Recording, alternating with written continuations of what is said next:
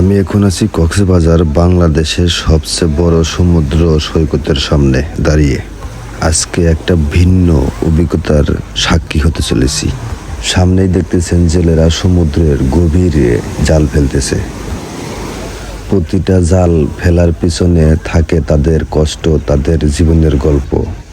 ঢেউর সাথে লড়াই করে জীবনের ঝুঁকি নিয়েই তারা নামছে পানিতে। ধীরে ধীরে সময় যাচ্ছে, সবাই অপেক্ষায়। জালটা তোলার মুহূর্তটা যেন এক অন্যরকম উত্তেজনা। সবাই হাসি খুশিভাবে জালটা টানছে, দেখতে থাকেন। এই হাসির পিছনে লুকিয়ে আছে তাদের দিনের পরিশ্রম। এই মাছটা হয়তো আজ তাদের পরিবারের মুখে হাসি ফোটাবে। সমুদ্র শুধু সুন্দর না, সমুদ্র মানে সংগ্রাম, পরিশ্রম আর জীবনের গল্প। আপনারা আমার সাথে থাকেন, ভিডিওটা মনোযোগ দিয়ে দেখেন কতটুকু মাছ পায়। আপনারা দেখতে থাকেন, আর ভালো লাগলে ভিডিওটা অবশ্যই শেয়ার করে দিবেন।